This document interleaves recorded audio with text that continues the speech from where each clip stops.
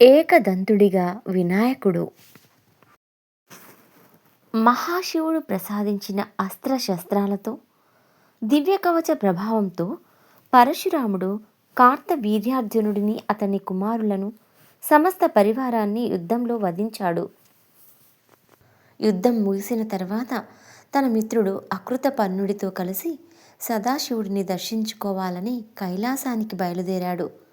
ఆ సమయంలో శివపార్వతులు కైలాస మందిరంలో ఏకాంతంలో ఉన్నారు.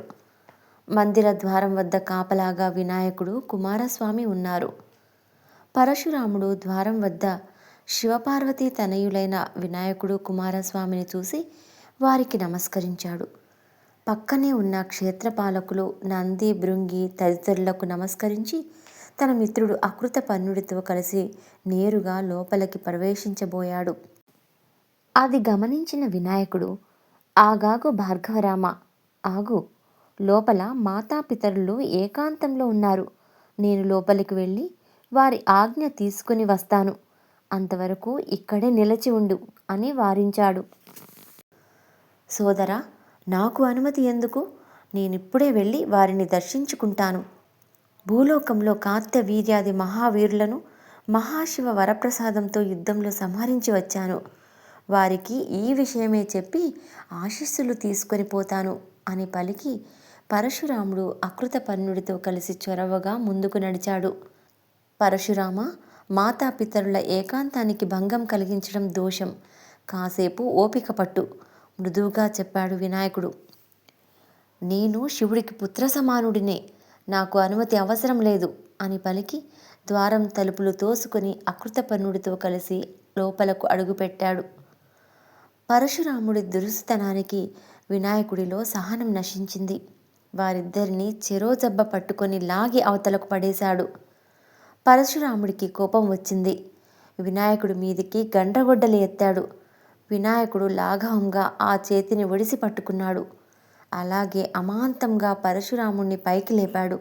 తనతో పాటే 7 ఊర్ధ్వలోకాలకు, తర్వాత 7 అధోలోకాలకు తిప్పాడు. అక్కడి నుంచి మళ్ళీ ఊర్ధ్వలోకాలకు తీసుకుపోయి ఒక సరోవరంలోకి విసిరేశాడు. పరశురాముడు భయభ్రాంతుడయ్యాడు. తనను రక్షించమంటూ వినాయకుడిని వేడుకున్నాడు. జాలి తలచిన వినాయకుడు అతడిని తిరిగి కైలాస ద్వారం ముందుకు తీసుకువచ్చి విడిచిపెట్టాడు. యథాస్థితికి వచ్చినందుకు పరశురాముడు ఊపిరి పీల్చుకున్నాడు. అయితే తనను పరాభవించిన వినాయకుడి మీద కోపంతో రగిలిపోయాడు. కోపాన్ని అణుచుకోలేక తన చేతిలోని పరశువును వినాయకుడి మీదికి విసిరాడు. పరశురాముడి చేతిలోని పరశువు అజేయమైనది. పరమేశ్వరుడు స్వయంగా అనుగ్రహించిన ఆయుధం అది. దానికి తిరుగులేదు.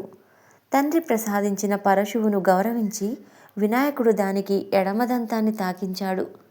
పరశువు తాకిడికి వినాయకుడి ఎడమదంతం నేలరాలింది. దంతం నేలపడగానే భూమి కంపించింది. దంతం నుంచి కారిన రక్తంతో నేల తడిసింది. ఈ దృశ్యం చూసి కుమారస్వామి ప్రమథగణాలు పెద్దగా రోదించడం మొదలుపెట్టారు. ఈ అలజడికి పార్వతీ పరమేశ్వరులు బయటకు వచ్చారు. రక్తసిక్తమైన ముఖంతో ఏకదంతుడిగా కనిపించిన కుమారుడిని చూసి పార్వతీదేవి చలించిపోయింది. ఏం జరిగిందంటూ కుమారస్వామిని అడిగింది. అతడు జరిగినదంతా చెప్పాడు. అది విన్న పార్వతికి కోపం వచ్చింది.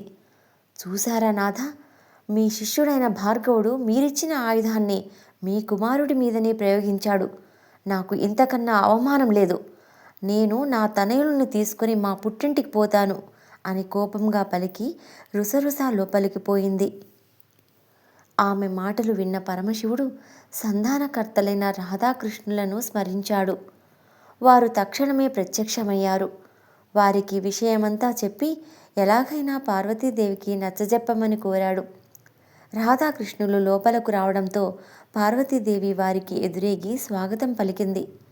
ఆ వెనుకనే పరశురాముడు వచ్చి పార్వతీదేవి పాదాల ముందు సాష్టాంగపడి క్షమించమంటూ అభ్యర్థించాడు. అయినా పార్వతీదేవి కోపం చల్లారలేదు. అతడిని మన్నించలేదు. అప్పుడు శ్రీకృష్ణుడు జోక్యం చేసుకుని, పార్వతి, నీ వంటి జగన్మాతకు కోపం తగదు. ఈ పరశురాముడు కూడా నీకు పుత్ర సమానుడే. అపరాధం చేసినందుకు పశ్చాత్తాపంతో బాధపడుతూ పాదాలు పట్టుకుని ప్రాధేయపడుతున్నాడు. ఇకనైనా కాస్త కనికరించి ఇతన్ని క్షమించవమ్మా. ఏకదంతుడైనంత మాత్రాన నీ కుమారుడి కీర్తికి మచ్చరాదులే అని నచ్చజెప్పాడు. పార్వతీదేవి శాంతించి పరశురాముడిని క్షమించింది. అప్పటి నుంచి వినాయకుడు ఏకదంతుడిగా పూజలందుకోసాగాడు.